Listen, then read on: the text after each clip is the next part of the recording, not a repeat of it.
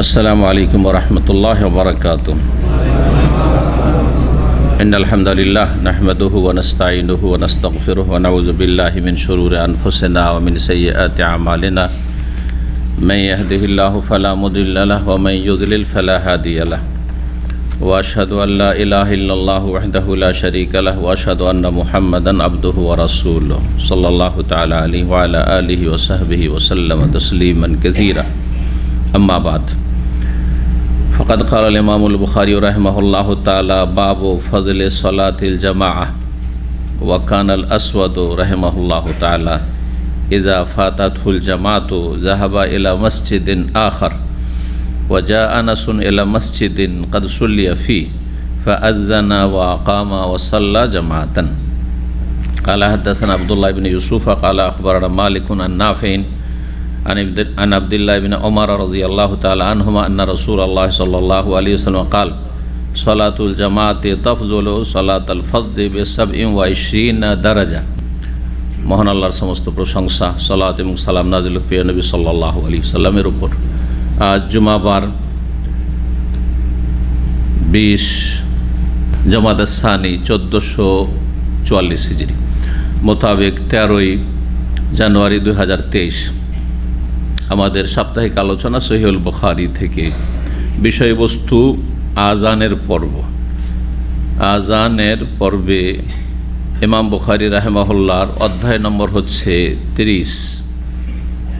বলছেন ইমাম বুখারী রাহমাতুল্লাহি আলাইহি বাবু ফজলে সলাতিল জামাহ। এই অধ্যায় হচ্ছে জামাত সহকারে সালাত আদায় করার ফজিলত সম্পর্কে, জামাতে নামাজ পড়ার মহত্ব, ফজিলত, গুণাগুণ সম্পর্কে। জামাতে নামাজ পড়ে কিছু লোক, আর কেউ একা একা পড়ে বাড়িতে অথবা দোকানে, কোথাও বাইরে। এই দুইজনের মাঝে ফজিলতের ক্ষেত্রে, নেকির ক্ষেত্রে কতটা পার্থক্য? 1 আর 27 কিংবা 25, 1 গুণ, আর জামাতে পড়লে 27 বা 25 গুণ। জি, সংক্ষেপে এতটা মনে রাখতে হবে। তো আজকের প্রথম আলোচনা হচ্ছে জামাতে সালাতের ফজিলত বা মহত্ব সম্পর্কে। গত সপ্তাহে যে শেষ আলোচনা ছিল তা ছিল জামাতে সালাতের বিধান বা হুকুম সম্পর্কে। হুকুম বলতে 5টির একটি হয়, এর আগে অনেকবারে বলেছি। যখনই আপনাকে বলা হবে শরীয়তে এর হুকুম কি, তো 5-এর 1 হবে। কি কি কি কি কার মনে আছে? এগিয়ে তো দিলাম। এটার হুকুম কি শরীয়তে? তার মানে 5টার 1টা হবে, 6 নয়।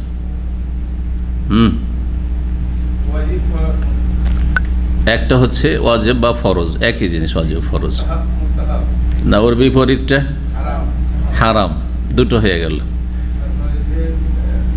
3 নম্বর যেটা বললেন একটু আগে, মুস্তাহাব।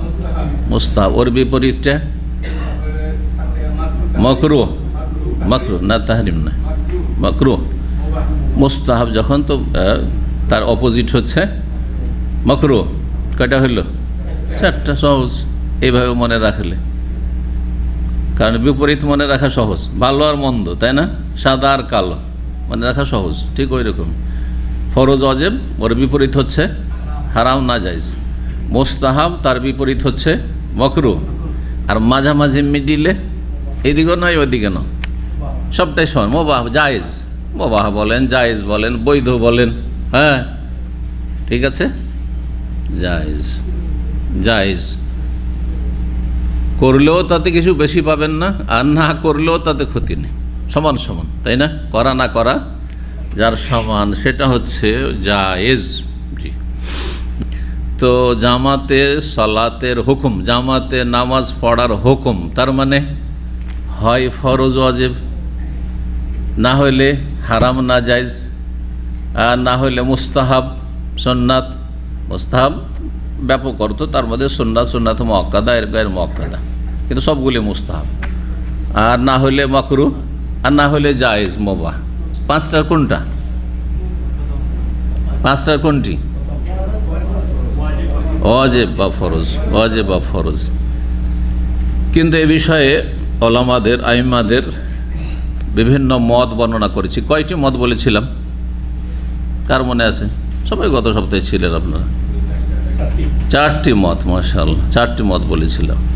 একটি মত হচ্ছে 1 নম্বর, যারা বলবে হাত তুলবে, ফরজ।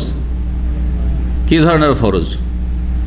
যারা ফরজ বলছে কয়েক রকম। হ্যাঁ, না, ওটা তো ফরজ মানে অবশ্যই করতে হবে। ফরজ, ওয়াজিব, ফরজ বলেন ওয়াজিব বলেন, একটা বললেই চলে, সমস্যা নেই। কিন্তু ওয়াজিবটা ফরজে আইন না ফরজে কেফায়া? ফরজে আইন একটি মত। আর একটি মত হচ্ছে ফরজে কেফায়া। আর একটি মত হচ্ছে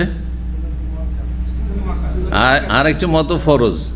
3টি মতে ফরজ, কিন্তু 3টিতে পার্থক্য দেখেন, ফরজে আইন, ফরজে কেফায়া, আর একটি হচ্ছে ওয়াজিব বা ফরজ শর্ত, কন্ডিশন।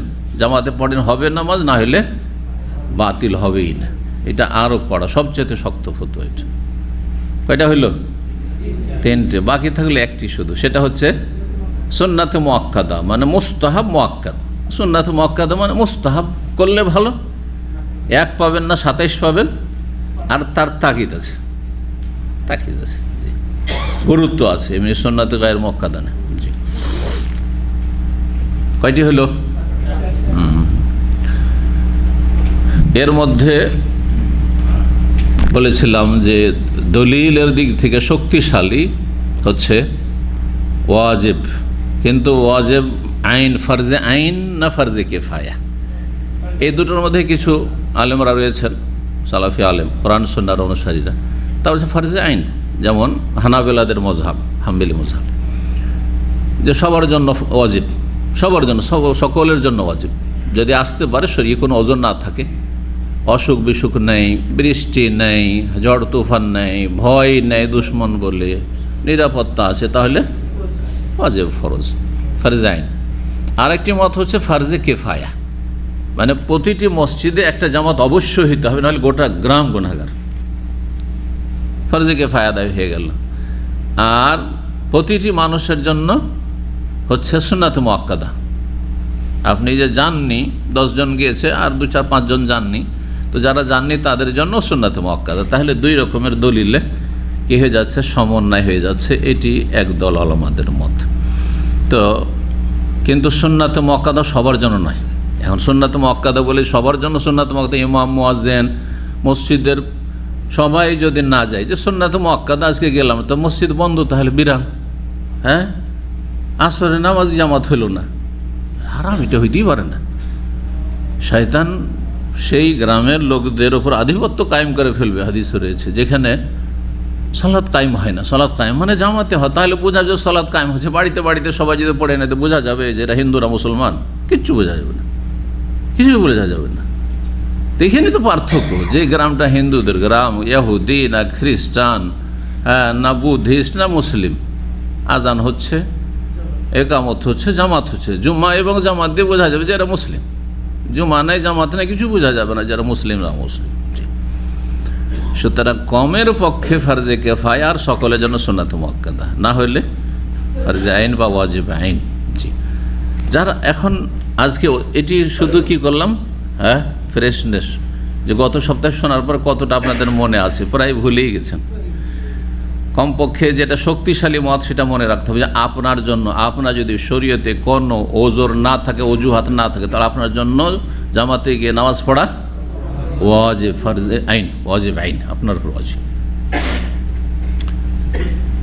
যারা বলেছে শর্ত, সবচেয়ে শক্ত ফতোয়া, এমন ফরজের ফরজ বা ওয়াজিবের ওয়াজিব যেটা শর্ত, যদি জামাতে পড়েন তো হবে, আর বাড়িতে যদি পড়েন আর ক্যান্সেল, নামাজ পড়া না পড়া সমান। যারা বলেছেন তাদের দলিল কিছু আছে, যেগুলি স্পষ্ট সেগুলি জয়ীফ, দুর্বল, আর না হলে অস্পষ্ট। স্পষ্টগুলি জয়ীফ, যেমন একটি স্পষ্ট হাদিস দ্বারা কথিত রয়েছে, মুস্তাদরাক হাকিমে রয়েছে, লা সালাতা লিজারিল মসজিদ ইল্লা ফিল মসজিদ, মসজিদের প্রতিবেশীর নামাজ হয় না মসজিদ ছাড়া। লা সালাতা লিজারিল মসজিদ, যার মানে প্রতিবেশী, মসজিদের আশেপাশে বসবাস করে। মসজিদ থেকে দূরে বসবাস করলে তো আসা কষ্ট, ধরো 10 মিনিট 15 মিনিট লাগবে, তো কষ্ট। আজানই শুনতে পায় না, এমনি স্বাভাবিক যদি আজান হয়, মাইকে নয়, তাহলে তখন তার জন্য ওয়াজিব নয়, কিন্তু আজান শুনতে পাচ্ছে তার মানে মসজিদের প্রতিবেশী। প্রতিবেশী মানে একবারে পাশের লোক না, 40 বাড়ি পর্যন্ত প্রতিবেশী।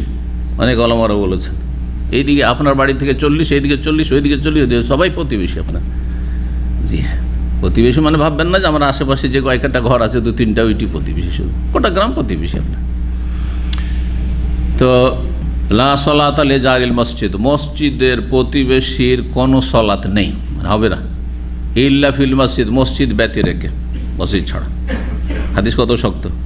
যার বলছে যে হবে না তার দলীয় ঠিক, কিন্তু এর উত্তর হচ্ছে 2টি হাদিসের। প্রথম, এই হাদিস জয়ীফ, দুর্বল। আল্লামা আলবানী তার আগে অনেক, প্রায় সমস্ত মুহাদ্দিসে বলেছে হাদিস জয়ীফ, সহিহ নয়। স্পষ্ট যখন যে নামাজ জামাতে না পড়লে বাতিল পুরুষদের, হাদিস দুর্বল হয়ে গেল, তাহলে দলিল হলো না। 2 নম্বর উত্তর হচ্ছে এই হাদিসের যে এই হাদিসকে যদি সহিও ধরে নেয় বা আমলের যোগে ধৈরাও নেওয়া যায়, অবশ্য ধরা যাবে না কারণ দুর্বল, তাহলে এর অর্থ হচ্ছে পূর্ণ তার নামাজ হলো না, নাফিয়ে কামাল, নাফিয়ে সেহা নয়। লা সালাত লি জারিল মসজিদ, মসজিদের প্রতিবেশীর সলাত পূর্ণ হয় না, অসম্পূর্ণ। 27-এর জায়গায় 25-এর জায়গায় মাত্র 1 পেল, মাত্র 1টা নেকি পেল, 1 গুণ নেকি পেল, পূর্ণ নয় তার নামাজ। ইল্লা ফিল মসজিদ, মসজিদে গেলে পূর্ণ, নাফিয়ে কামাল। যেমন এরকম অনেক হাদিস রয়েছে, লা ইমানা লিমান লা আমানাত আলাইহি, যার আমানত নেই তার ইমান নেই, মানে কাফের নাকি। টাকা পয়সা আপনি জমা রাখলেন, বেইমানি করে দিল, ধার নিল আর দেয় না। অধিকাংশ মুসলিমরা এরকম করছে। কি কাফেরদের কথা বলবেন? টাকা ধার দিয়ে দেন আর দেখেন তার সাথে বন্ধুত্ব সব শেষ হয়ে যাবে। কারোর সাথে দুশমনি করতে হয়, টাকা ধার দিয়ে দেন, এটা তিক্ত সত্য কথা। আর যখন টাকা ধার চাইলো, আপনি জানছেন হ্যাঁ নিশ্চিত যদি খুব ভালো মানুষ, জানছেন, অথবা না দিলে আমার কিছু হবে না, দিতে হবে তাকে, দেন। অথবা অল্প স্বল্প দেন, আমার পরামর্শে অল্প স্বল্প দেন, এতে মেরে খেলেও কিছু হবে না। ধরেন 500 রিয়াল দিলেন, খেলো তো 500 খেলো, কিন্তু 5000 দিয়ে দিয়েছেন, ব্যথা পাবেন আপনি না দিলে, তাই না? কিন্তু 100, 200, 500 বাবা দিল মনে মনে, দিল না হলে যা সাদাকাত, ঠিক আছে, তাহলে অসুবিধা নেই। তো লা ইমানা লিমান লা আমানাত আলাইহি, যার আমানত নেই তার ইমান নেই, তাহলে কি কাফের বলবেন নাকি যারা টাকা পয়সা বেমানি করে? হ্যাঁ, না না, কাফের নাই, ফাসেক, গুনাহগার। ইমান নেই মানে পূর্ণ ইমান নেই, দুর্বল মুসলিম, দুর্বল ইমানের মুসলিম। জি, তো এইরকম উত্তর দেওয়া যেতে পারে।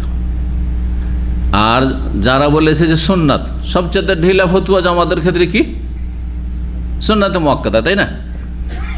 সুন্নাতে মুআক্কাদা, সুন্নাতে মুআক্কাদা যারা বলেছে তাদের দলিলগুলি যতগুলি ফজিলতার হাদিস এই যে আসছে এই অধ্যায়ে, আজকের হাদিসগুলো যেগুলো আসছে, সেটা যদি একজন মানুষ জামাতে সালাত পড়ে সেই ব্যক্তি 27 গুণ পাবে, তাহলে বোঝা গেল জামাতে যদি নাও পড়ে তাহলে তার নামাজ হয়ে গেল, আর সে 1 গুণ পেল।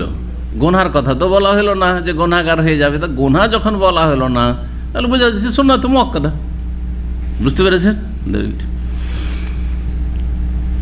কিন্তু যারা বলছে যে ওয়াজিব ফরজ, তারা এই ফজিলতের হাদিসের কি উত্তর দেবে? যারা সুন্নাতে মুআক্কাদা বলেছে তাদের উত্তর কি দিবে? তাদের উত্তর বলছে যে এটা ওজোর থাকলে, কি থাকলে?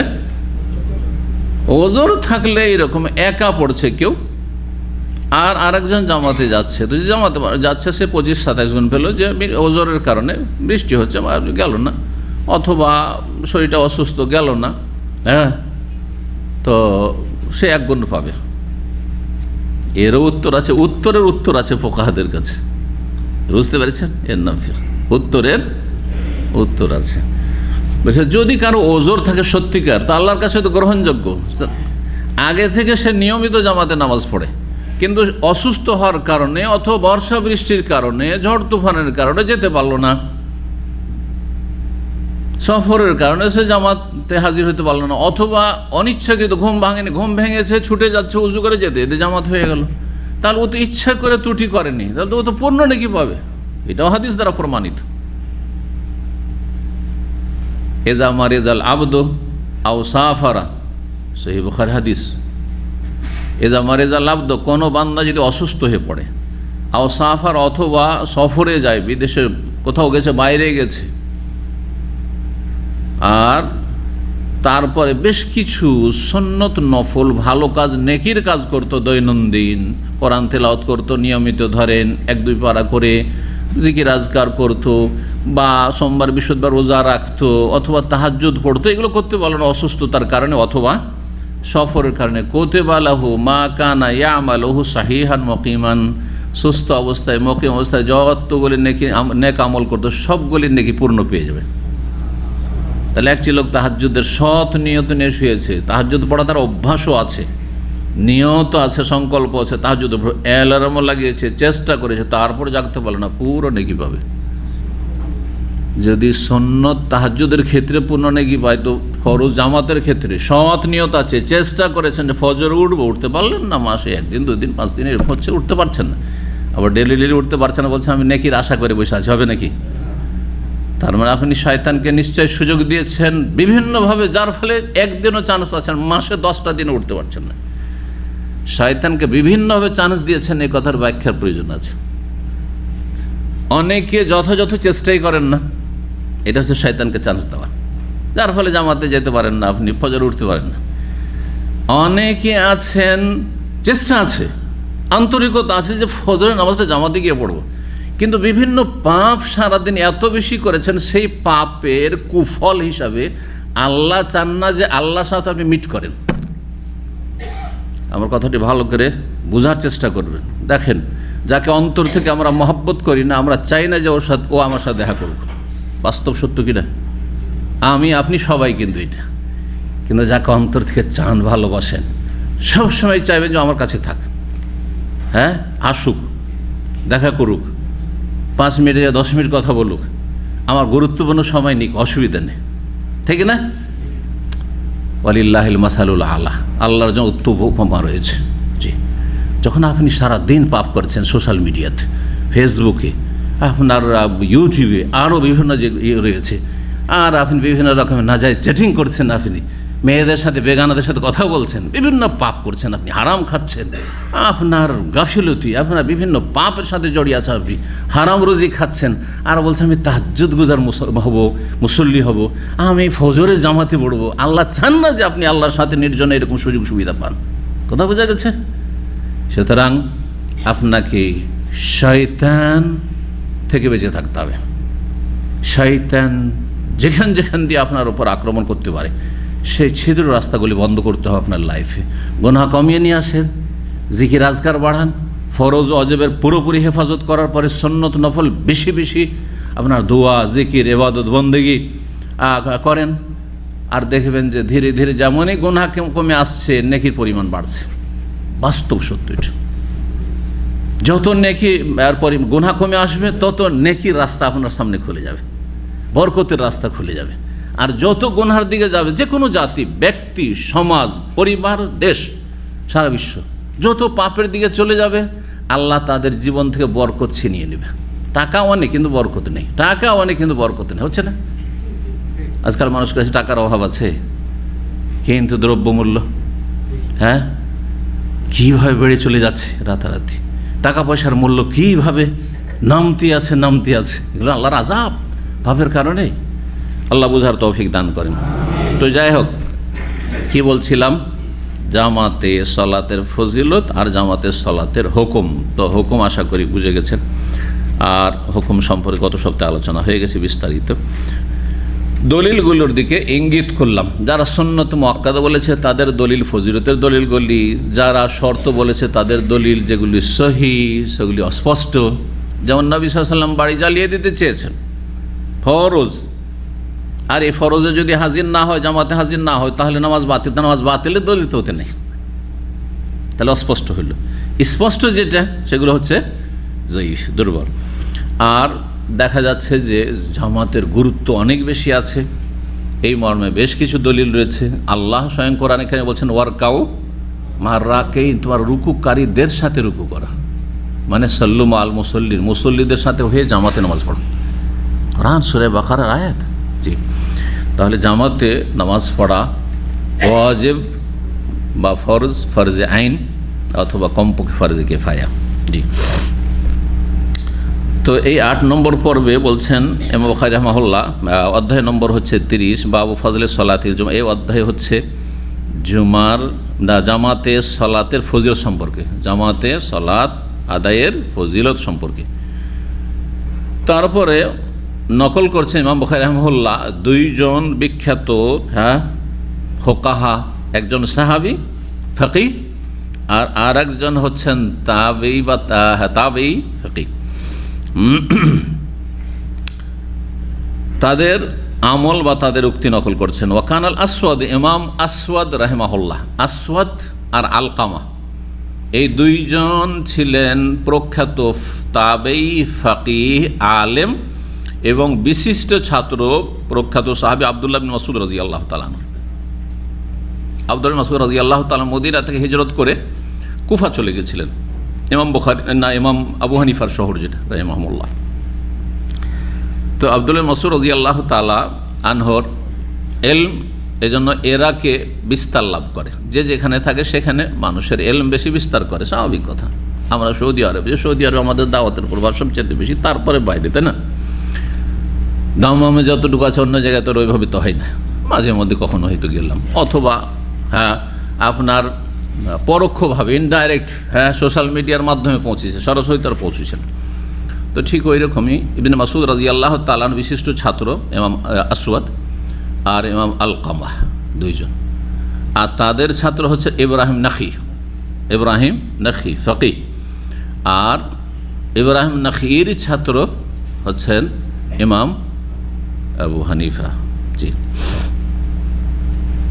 রাহিমাহুমুল্লাহ জামিআন। তো ইমাম আসওয়াদ কি করতেন, এদা ফাতাতুল জামাত, জামাত যদি ছুটে যেত, মসজিদে গেলে দেখে জামাত হয়ে গেল, হতে পারে মানুষের বিভিন্ন হঠাৎ করে আগে থেকে প্রস্তুত আছেন যে মসজিদে জামাতে যাব, জামাতে যেতেও পারতেন, যে টাইমটা আছে তাতে আপনি জামাত পেয়ে যেতেন। হয়তো হঠাৎ করে ধরেন আপনার পেশাব পায়খানার প্রয়োজন হয়ে গেল, বাথরুমে যাওয়ার প্রয়োজন হইল, বাথরুম থেকে বেরোতে জামাত ছুটে গেল, হতে পারে না? পারে না।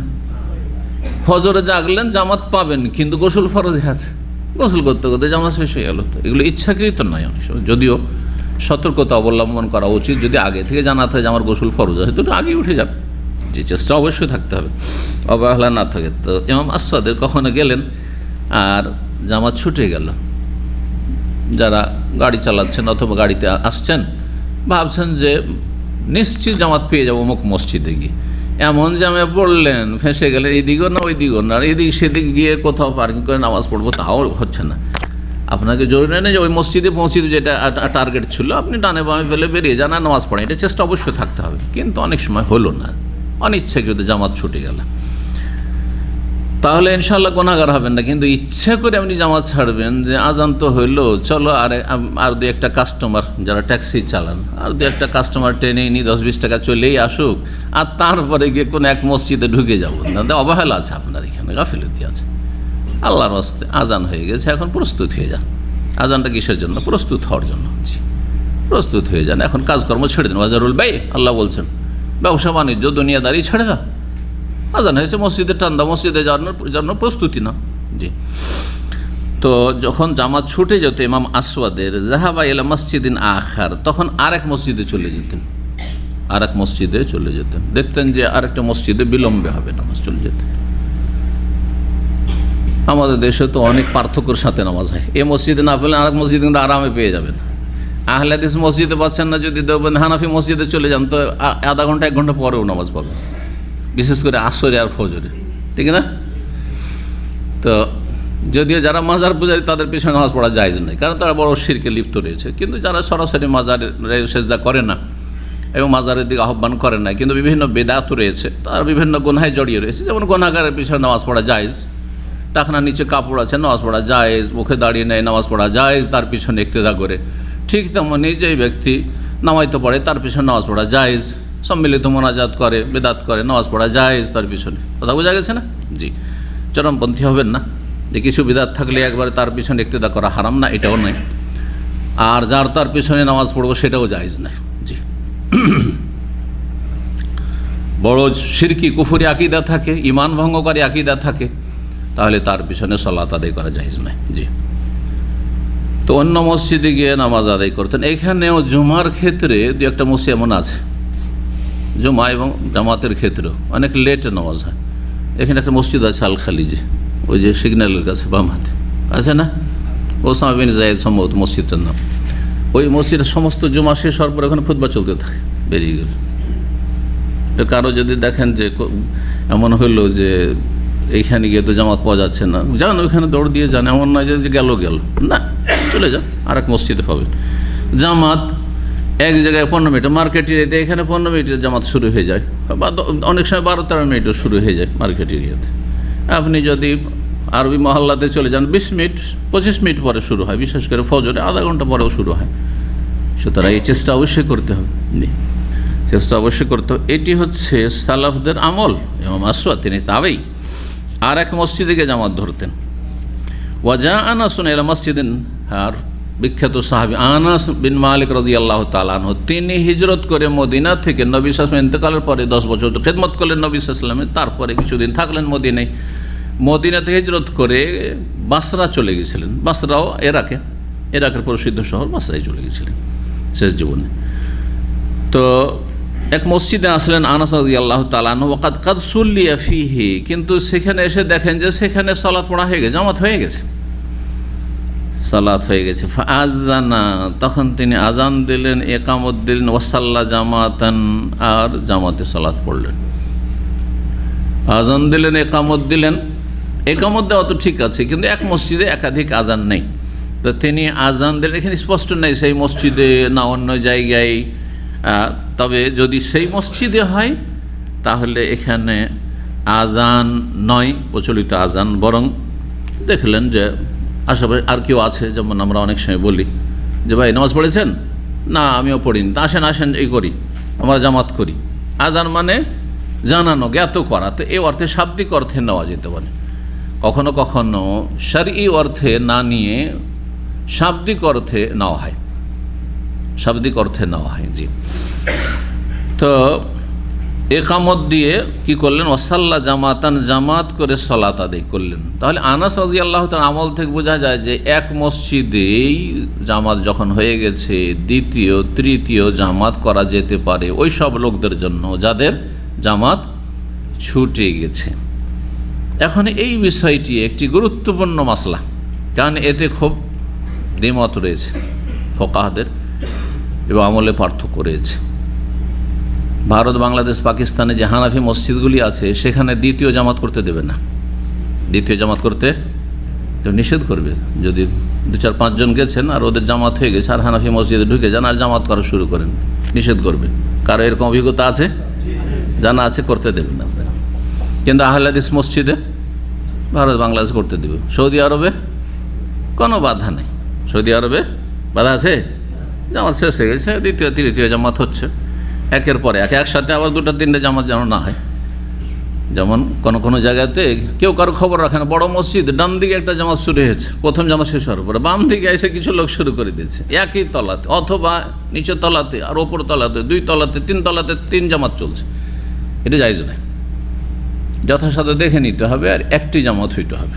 দ্বিতীয় তৃতীয় জামাত হলো শুধু একটি জামাত, একই টাইমে একসাথে 2-3টে জামাত জায়েজ নয়। জি, এই ছিল মাসলা। চলেন হাদিস একটি পড়ে নিই, অধ্যায় 645 নম্বর। তারপরে এই মাসলার ইখতিলাফ এবং কারা কি বলেছেন আর তারপরে কোনটি সঠিক আমরা জানব। আব্দুল্লাহ বিন উমর রাদিয়াল্লাহু তাআলা আনহু থেকে বর্ণিত, তিনি বলছেন আন্না রাসূলুল্লাহ সাল্লাল্লাহু আলাইহি ওয়াসাল্লাম, রাসূলুল্লাহ বলেছেন, সলাতুল জামাতে তাফযুলু সালাতাল ফজে, জামাতের সালাত ফজিলত রাখে, মহত্ব রাখে সালাতাল ফজে, মানে একাকী সালাতের তুলনায়। ফজুন মানে মুনফারিদ, একাকী, একজন একা একা পড়ছে আর কিছু লোক জামাত করে সালাত পড়ছে। কতটা ফজিলত রাখে জামাতের সালাত? বেসাব ওয়াইশিনা দারাজা, 27 গুণ। দারাজা মানে হচ্ছে মর্যাদা বা গুণ। জি, এই জন্য সিঁড়িকে দারাজ বলা হয়। এই যে বিল্ডিংয়ের সিঁড়ি, এগুলো কি বলা হচ্ছে? দারাজা, স্টেপ। হ্যাঁ, ওপরে উঠছেন ধাপে ধাপে। 27 গুণ ফজিলত। তারপরের হাদিসটিতে 25 রয়েছে, সেটাও আমরা দেখে নিই। 646 নম্বর হাদিস বা 46 নম্বর বা 46, বিভিন্ন রকমভাবে আপনারা বলে থাকেন। 646 নম্বর হাদিস বলছেন, ইমাম বুখারী রাহিমাহুল্লাহর ওস্তাদ আব্দুল্লাহ বিন ইউসুফি, তার ওস্তাদ লাইস, ওখানে ছিল ইমাম মালিক, আর তার ওস্তাদ হচ্ছেন ইবনুল হাদ আব্দুল্লাহ বিন খাব্বাব থেকে, আবু সাঈদ খুদরি থেকে, আর সেখানে ছিল নাফে মালিক, নাফে আব্দুল্লাহ বিন ওমর। তা সাহাবী হচ্ছেন আবু সাঈদ খুদরি রাদিয়াল্লাহু তাআলা আনহু, দ্বিতীয় সাহাবী হয়ে গেল। তাহলে একই হাদিস বর্ণনাকারী দুইজন সাহাবী। আন্নাহু সামিআন নবী ইয়াকুল, তিনি নবী সাল্লাল্লাহু আলাইহি ওয়াসাল্লামকে বলতে শুনেছেন, কি সলাতুল জামাতে তাফজুলু সলাতাল ফাজর বি25 দারাজা, জামাতের সলাত একাকী সলাতের উপর ফজিলত রাখে, মহত্ব রাখে, বি25 দারাজা, 25 গুণ, 25 গুণ ফজিলত রাখে। এই 25 গুণ আর 27 গুণ, 25 গুণ আর 27 গুণ।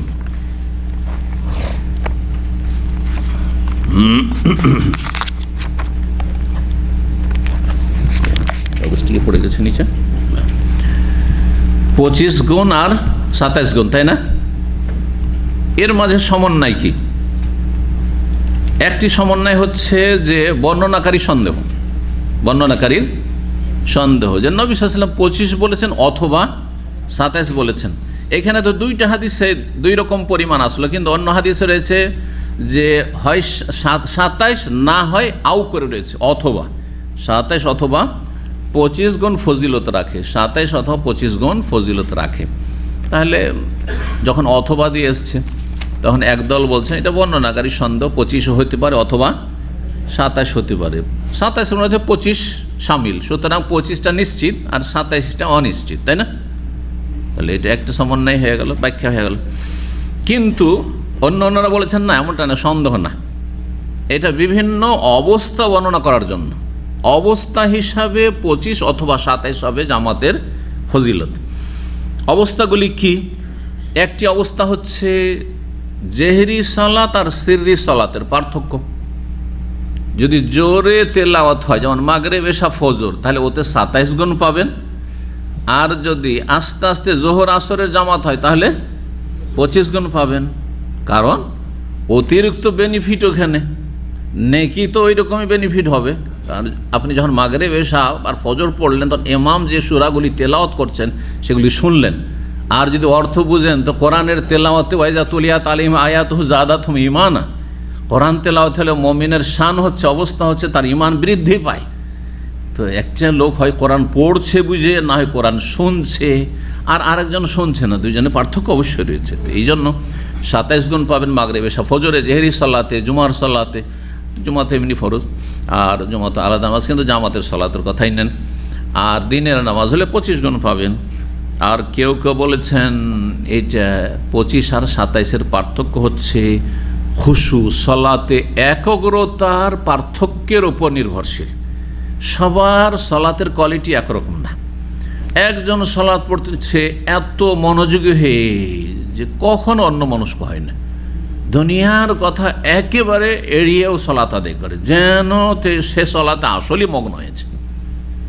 এরকম লোক আজকাল পাওয়া মুশকিল, কারণ দুনিয়ার ব্যস্ততা এত বেশি বেড়েছে যে মগজে এমন চাপ সৃষ্টি করে রেখেছে আপনার, আর তার আগে থেকে আপনি অবসর ফ্রি, মানসিক দিক থেকে সলাতের জন্য, আল্লাহর সাথে সাক্ষাতের জন্য ফ্রি হন না অধিকাংশ লোক, যার ফলে কিছু কথা ঘুরতেই থাকে। ও ঘুরতে ঘুরতে সালাম ফেরা হয়ে গেল, নামাজ শেষ হয়ে গেল, কথা বোঝা গেছে। যার ফলে কোয়ালিটি ভালো হয় না আজকালকার মুসল্লিদের। তো খুশুর উপর ভিত্তি করে যারা বেশি খুশুর সাথে, একাগ্রতার সাথে সলাত আদি করেন, মনোযোগী হয়ে, তারা 27 গুণ পাবে। আর যাদের খুশুতে ঘাটতি হবে, তারা জামাতে পড়লে কমপক্ষে 25 গুণ পাবে। তারপরে খুশু যত কমবে তত নেকি কমতে থাকবে, এই মর্মে হাদিস রয়েছে। এই জন্য নবী সাল্লাল্লাহু আলাইহি ওয়াসাল্লাম বলেছেন যে কিছু কিছু লোকের সালাত, পূর্ণ সালাত পড়ার পরে সে সালাতের কেউ অর্ধেক পায়, কেউ 3 ভাগের 1 ভাগ পায়, কেউ 4 ভাগের 1 ভাগ পায়, কেউ 8 ভাগের 1 ভাগ পায়, কেউ 10 ভাগের 1 ভাগ পায়, এইভাবে জি 16 আনাতে কেউ 1 আনা 2 আনা পেল, হয়তো এরকম। তাহলে এর ভিত্তিতে বলা হয়েছে কয়টি সমন্বয় বললাম? তিনটি বলেছি, তাই না? 4 নম্বর হচ্ছে মসজিদের দূরত্ব এবং কাছাকাছি হওয়ার ভিত্তিতে। যদি মসজিদ কাছে হয় তাহলে 25 গুণ, আর দূর থেকে হেঁটে আসছে কষ্ট করে বেচারা জামাতে হাজির তাহলে 27 গুণ পাবে। কেন? প্রতিটি কদমে কদমে নেকি বাড়ে, সব বাড়ে, মর্যাদা বাড়ে, হাদিসে আসছে সামনে। কয়টি হলো? 4টি। 5 নম্বর সমন্বয় হচ্ছে 25 আর 27-এ, সেটা হচ্ছে এই জামাত ধরার জন্য কে কতটা অপেক্ষা করেছে। কেউ এসে শুরু থেকে আজানের সাথে এসে বসে আছে, আজানের আগে থেকে এসে বসে আছে, আর কিছু লোক এসে যেমনই একামত হলে এসে প্রথম রাকাত ধরে না বলে যে আমি তো তাকবীর তাহরিমা থেকে নামাজ পেয়েছি। তো দুজনের সমান? হ্যাঁ, দুজনেই জামাতে পড়লো, সুতরাং একজন 27 পাবে আর একজন 25 পাবে। এই ছিল আপনার এই বিষয়গুলি। তাহলে 25 আর 27-এর বিষয়টি আমরা ক্লিয়ার করলাম। এখন আর একটি হাদিস আছে, এই মর্মে হাদিসগুলো শেষ করি। 647 নম্বর হাদিস, হাদিসের বর্ণনাকারী আবু হুরায়রা রাদিয়াল্লাহু তাআলা আনহু। তাহলে প্রথম হাদিসটি ছিল কার? আব্দুল্লাহ বিন ওমরের, 27 গুণ ফজিলতের। আবু সাইদ খুদরির হাদিস ছিল 25 গুণের ফজিলত জামাতে পড়লে, আর আবু হুরায়রার হাদিসে রয়েছেও 25 গুণ। বলছেন আবু সালে তাবি সামিউতু আবু হুরায়রাতে ইয়াকুল, আমি আবু হুরায়রা রাদিয়াল্লাহু তাআলা বলতে শুনেছি, কালা রাসূলুল্লাহ সাল্লাল্লাহু আলাইহি ওয়াসাল্লাম বলেছেন, সলাতুর রাজুলি ফিল জামাতি, একজন পুরুষ লোক, রাজুল বলা হয়েছে, তাহলে মহিলা নয়, মহিলা বাড়িতে পড়ুক, আসল হচ্ছে বাড়িতে পড়বে, তবে আসলে বাধা দেওয়া জায়েজ নেই, আসতে চাইলে বাধা দেওয়া জায়েজ নেই যদি তাদের ব্যবস্থা থাকে। পুরুষের সালাত ফিল জামাতে, জামাতে তোদাআফ আলা সলাতি ফি বাইতিহি ওয়া ফি সুকি 25 দিফান, জি, বহুগুণে বর্ধিত হবে বা বর্ধিত হবে আলা সলাত ফি বাইতি, তার বাড়িতে নামাজ পড়ার তুলনায়, অথবা তার দোকানপাটে, বাজারে, না বাজারে মানে বাজারে মসজিদে নয়, মসজিদে জামাত হয়তো জামাত, বাজারের মসজিদ, কিন্তু বাজারে সে দোকানে একটা যায় নামাজ বিছিয়ে নামাজ পড়ে নিল, যেখানে ফুটপাতে মাল সামাল লাগানো আছে, কেনা বেচা করেছে, জামাতের টাইম হলো, সেই নামাজটা পড়ে নিল, সেই ব্যক্তি বাড়িতে নামাজ পড়ার মতোই 1 গুণ পেল। আর এক লোক দোকানপাট বন্ধ করে দিয়ে তারপরে জামাতে গেল, সে 25 গুণ বা 27 গুণ পাবে। তো একজন পুরুষ লোকের জামাতে সালাত আদায় করা ফজিলত রাখে, মহত্ব রাখে বা বর্ধিত হয় তার নেকি আলা সলাত ফি বাইতি, তার বাড়িতে, অফিসুকি, আর বাজারে, তার দোকানে নামাজ পড়ার তুলনায় কত গুণ? 25 দিফান, 25 গুণ। দিফান মানে গুণ,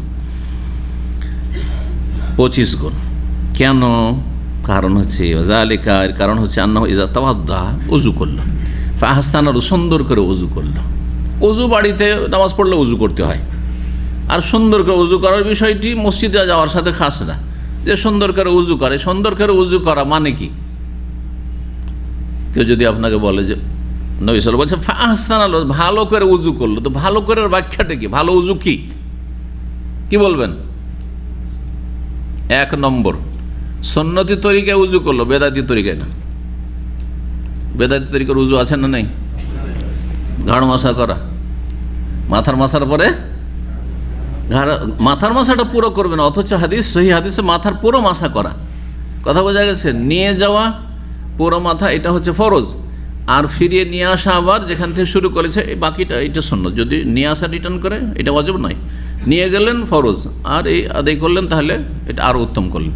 কিন্তু হানফি মাযহাব যেহেতু 4 ভাগ রবো রাস, তাদের ফিকহের কিতাবে রয়েছে 4 ভাগের 1 ভাগ করলে হয়, তো 4 ভাগের 1 ভাগ হচ্ছে কপালটা, তো 4 ভাগের 1 ভাগ হয়ে যায়। তো এখানে একটু যদি এরকম করে, এইরকম করলো, দেখবেন এইরকম করলো, ফরজ আদায় হয়ে গেল ওদের, আর একটু ঘাড় মশা এইভাবে করলো, এদিক থেকে ঘিরে দিল, এদিক থেকে ঘিরে দিল, কথা বোঝা গেছে? যারা বেরোজাদার আমাদের সমাজে ছোটোকালে শুনতাম, ওদের কাছ থেকে, যুবকরা তো সবগুলি রোজা রাখতো না, তো তাদেরকে জিজ্ঞেস করতাম যে কটা রোজা রেখেছিস? বলছে যে শুরুতে 2-4-5টা রেখে নিয়েছি, আর শেষখানে 2-4-5টা রেখেছি, আর 2 দিক থেকে ঘিরে দিয়েছি, কথা বোঝা গেছে? জাহেল মূর্খদের এসব কথা ছোটোকাল থেকে শুনে আছি। তো ওই রকম হইলে এই মশা, বেদাতি মশা, ঘাড় মশা। তো এই না, আপনি সুন্নতি তরিকায় উযু করলেন। উযুর বেদাত আরও আছে কিছু, শুধু মানে আমাদের দেশে প্রচলিত থাকলে বেদাত হয় না, যে কোনো দেশেই থাক না কেন। যেমন এককালে বিদাতিরা প্রত্যেকটা অঙ্গ ধোয়ার জন্য কি করেছে? দোয়া আবিষ্কার করেছে। কুলি করবেন তখন কি, নাকে পানি দিবেন তখন কি, তারপরে মুখ ধুবেন কি, হাত ধুবেন কি, যেমন 7 চক্করের তওয়াফের দোয়া আর সাফা মারার দোয়া, এগুলো সব বিদআত, বেদাতিরা আবিষ্কার করেছে, ঠিক ওই রকম। তো বেদাত মুক্ত আপনি করলেন, এটা হচ্ছে সুন্দর উজু। সুন্দর উজু, মিনিমাম সুন্দর উজুর আর একটা দিক হচ্ছে যে উজুর ধোয়ার অঙ্গগুলিতে কোনো রকমের শুকনো রাখলেন না। হ্যাঁ, উজুতে ধুইতে হবে কোনই সহ, এই যে হাড্ডিটা আছে হাড্ডি সহ, হাড্ডি এখানে একটু শুকাতে হয়ে গেল, তাহলে উজুই হইল না আপনার, ফরজি আদায় হয়নি। টাকনা যে পায়ে হাড্ডি আছে, হাড্ডিটা সহ ধুইতে হবে, এলাল কাভাইন আল্লাহ বলেছে। সামান্য একটু শুকনো থেকে গেল কোনো জায়গায়, তাড়াহুড়া করে উজু করলেন, দেখা গেলো পেছন দিকে একটু শুকনো থেকে গেল, তাহলে উজুই হইল না। না, সুন্দর উজু করবেন, মানে সর্বনিম্ন সুন্দর হচ্ছে উজুর অঙ্গগুলিতে কোনো যেন আবশ্যক ক্ষেত্রে ঘাটতি না থাকে। দুটো দিক হইল, সুন্নত ভিত্তিক বেদাত মুক্ত, আর একটি হচ্ছে যে উজুর অঙ্গগুলি ঠিকভাবে ধৌত করা, মাসা ঠিকভাবে করা। আর একটি দিক হচ্ছে 3 বার করে উজুর অঙ্গগুলি ধৌত করা, 3 বার করে উজুর অঙ্গ ধৌত করা, এটি মুস্তাহাব। এটা হচ্ছে সুন্দর উজু, ভালো কোয়ালিটির উজু হচ্ছে যে আপনি একবারে যথেষ্ট নয়, 2 বার করলেন না, বরং একবারও জায়েজ, 2 বারও জায়েজ, সর্বনিম্ন একবার জরুরি, আর 2 বার করলে আরও ভালো, 3 বার করলে সবচেয়ে ভালো। আহসানাল উজু, ভালো করে উজু করে মানে 3 বার করে উজুর অঙ্গগুলি ধুইলেন। বোঝা গেছে? কয়টি হলো? 3টি হলো। চতুর্থ একটা বয়ান করেছে কেউ, কিন্তু সেটি ভুল। সেটা হচ্ছে উজুর অঙ্গগুলি বেশি করে ধুইল, এতটা ধোয়া জরুরি কনুই সহ, আপনি একদম বগল থেকে ধুলেন। হ্যাঁ, পায়ের টাকনাটা ধোয়া হইলে যথেষ্ট, কিন্তু হাঁটু পর্যন্ত ধুলেন। কেউ বলেছেন যে এটা হচ্ছে আহসানাল উজুর অন্তর্ভুক্ত, সুন্দর উজুর অন্তর্ভুক্ত, কিন্তু এটি সুন্নত নয়, এটি বেদাত। হ্যাঁ, আবু হুরায়রা রাদিয়াল্লাহু তাআলা আনহু থেকে একটি বর্ণনা এরকম রয়েছে, কিন্তু তার ব্যক্তিগত সেটি মত, সেটি গ্রহণযোগ্য নয়। তিনি হাদিস বর্ণনা করছেন যে ইন্না উম্মতি, নবী সাল্লাল্লাহু আলাইহি ওয়াসাল্লাম বলছেন, ইন্না উম্মতি ইয়াতুনা ইয়াউমাল কিয়ামাতি গুররাম মুহাজ্জালিনা মিন আসারিল উযু, আমার উম্মতেরা হাসরের মাঠে আসবে আর ওদেরকে চিনতে পারবো কি দেখে? 5টি অঙ্গের চমক দেখে। হ্যাঁ, চমকিবে, উজ্জ্বল একদম, জি, চকমক করবে। 5টি অঙ্গ, যে উজুর অঙ্গ 5টি অঙ্গ, 2 হাত, 2 পা আর মুখমণ্ডল। গোরান মুহাজ্জালিন বলে এমন ঘোড়াকে যে ঘোড়ার গোটা শরীরটা হচ্ছে লাল রং, আর মুখটা হচ্ছে সাদা, আর 4টা পা হচ্ছে সাদা। দেখেছেন এরকম ঘোড়া? দেখতে সুন্দর লাগবে, দেখে যদি থাকেন তো দেখতে সুন্দর, খুব সুন্দর। গোটা শরীর একবারে লাল হয়ে আছে, হ্যাঁ, আর পাগুলি 4টা পা আর মুখটা একদম সাদা হয়ে আছে। এইরকম ঘোড়াকে বলা হয় আগার আর মুহাজ্জাল বলা হয়, ওখান থেকে গুররাম মুহাজ্জালিন। জি, তো এত সুন্দর লাগবে, আর আমি চিনতে পারবো যেগুলো আমার উম্মত, নবী সাল্লাল্লাহু আলাইহি ওয়াসাল্লাম বলছেন। তাহলে ওই উম্মতগুলো নামাজি না বেনামাজি? না বেনামাজি উজু করে? আচ্ছা, নামাজটা আমাদের না পড়ে যদি এই ফজিলত নেওয়ার জন্য কেউ উজু করে, যে উজুটা করে তো ঘুমিয়ে যায় কমসে কম, হ্যাঁ, ফজিলত পেয়ে যাবে, নবী চিনে নেবেন আর সাফাত করবেন নাকি? তাহলে বোঝার বেনামাজি কেন ছিল ওখানে? চিনবেন না নবী সাল্লাল্লাহু আলাইহি ওয়াসাল্লাম। যখন অপরিচিত চিনবেনই না, সুপারিশের প্রশ্নে উঠে না। ফামাতান ফাহু শাফাতুশ শাফিন, এই জন্য আল্লাহ বলেছেন বেনামাজিদের জন্য সূরাতুল মুদ্দাসসির আল্লাহ বলছেন যে জাহান্নামে যাওয়ার মুখ্য কারণ বেনামাজি হওয়া, আর তাদের কোনো সুপারিশও কাজে আসবে না, নবী রাসূলের কোনো সুপারিশ কাজে আসবে না। আল্লাহু আকবার। কখনো বেনামাজি থাকবেন না, মাজার পূজা করবেন না, শিরক কুফরি করবেন না, নাস্তিক হবেন না, আর বেনামাজি হবেন না। বাকি গুনাহ থাকলে আল্লাহ মাফ করতে পারেন, গুনাহ করিয়েন না, কিন্তু মিনিমাম এতটা রাখেন যাতে করে ওয়ালা তামুতুন্না ইল্লা ওয়া আনতুম, কমপক্ষে মুসলিম হয়ে মরতে পারেন, আল্লাহর কাছে যেতে পারেন, তাহলে মুসলিম। মদখোর মুসলিম যদি 5 ওয়াক্ত নামাজ পড়ে, কথা বোঝা গেছে? ঘুষখোর মুসলিম যদি 5 ওয়াক্ত নামাজ পড়ে, আর মাজার পূজা থেকে বেঁচে থাকে, ইমান ভঙ্গকারী বিষয় থেকে, শেহর জাদু থেকে বেঁচে থাকে, নাস্তিকতার কুফরি থেকে বেঁচে থাকে, জি, সেকুলারিজমের কুফরি থেকে বেঁচে থাকে, তাহলে মুসলিম সে। এই জন্য কমপক্ষে মিনিমাম মুসলিম হইতে হলে 5 টাইম সালাত আদায় করতে হবে, 17 রাকাত সালাত আদায় করতে হবে কমপক্ষে। জি, তো কি বলছিলাম? বেনামাজি এই উম্মতে শামিল নয়। জি, এ হাদিস প্রমাণ করে যে আমার উম্মতকে চিনতে পারবো, হ্যাঁ, চেনা যাবে, আসবে আমার কাছে, আর বলবো যে এগুলো আমার উম্মত, কি দেখে 5টি অঙ্গ দেখে, তাহলে তারা মুসল্লি ছিল, উজুকারী ছিল, উজু করতো, 5 ওয়াক্ত নামাজ পড়তো তারা। জি। ফি জান্নাতি ইয়াতাসাআলুন আনিল মুজরিমিন মা সালাকাকুম ফি সাকার। জান্নাতে যাওয়ার পরে এই গ্রামের অনেক লোকে জান্নাতে দেখতে পাবে না, স্বাভাবিক, জাহান্নামে গেছে, খুঁজে পায় না ওদেরকে, খোঁজ করবে আপনজন, আত্মীয় স্বজন, গ্রামবাসী, বন্ধু, ছোটোকালে ওদের সাথে লেখাপড়া করেছে স্কুলে মাদ্রাসায়, খুঁজে পায় না, কী ব্যাপার, কোথায় গেল এরা, দেখা সাক্ষাৎ হচ্ছে না, জান্নাতে চলে আসলাম। ইয়াতাসাআলুন, একে অপরকে জিজ্ঞেস করবে, আনিল মুজরিমিন, সেসব অপরাধী, এরা মুজরিম, এরা ক্রিমিনাল। মুজরিম মানে হচ্ছে ক্রাইমকারী যারা। হ্যাঁ, মা সালাকাকুম ফি সাকার, কীভাবে তোমাদের জান্নাতে পেলাম না, কোথায়, জাহান্নামে কেন, সাকার জাহান্নাম।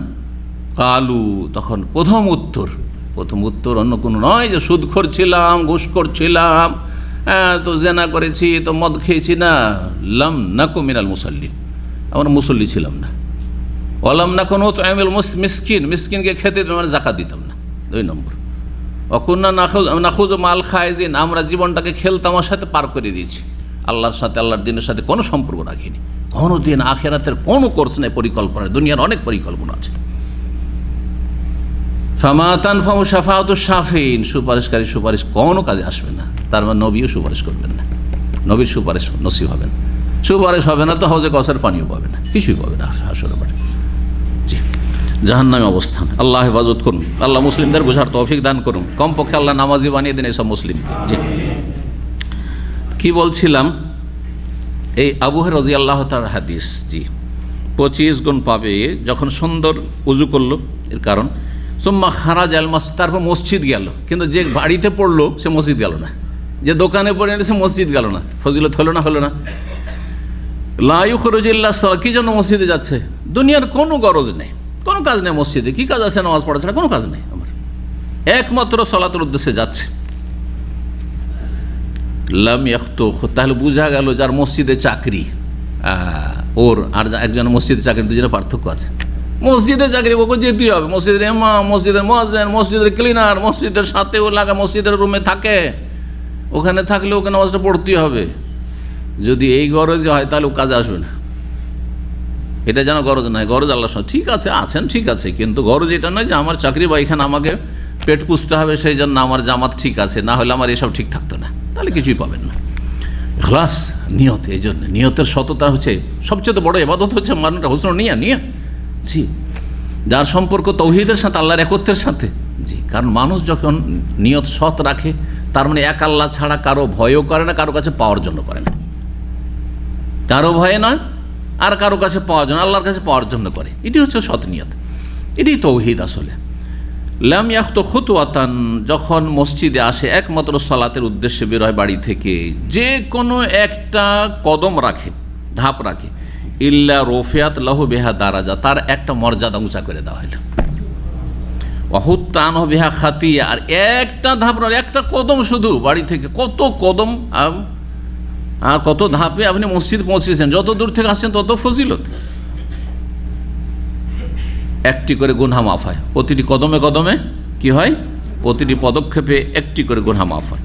ফাইজা সাল্লাহ, যখন সালাত আদায় করলো, সালাত আদায় করার পরে মসজিদে অপেক্ষা করার, সালাম ফেরার পরে অপেক্ষা করছেন, তাহিয়াতুল মসজিদ পড়ে অপেক্ষা করছেন, এখনও জামাত শুরু হয়নি, অপেক্ষা করতে আছেন, সবগুলি নেকি আর নেকি, যেগুলো বাড়িতে পড়া লোক পায় না, দোকানপাটে পড়া লোক পায় না, জি, অফিসে পড়া লোক পায় না, এই জন্য 27 গুণ আর 25 গুণের ফজিলত। কোয়ালিটিতে বিভিন্ন দিক রয়েছে, যে বৈশিষ্ট্যগুলি অন্যের নাই, যে একা একা পড়ে।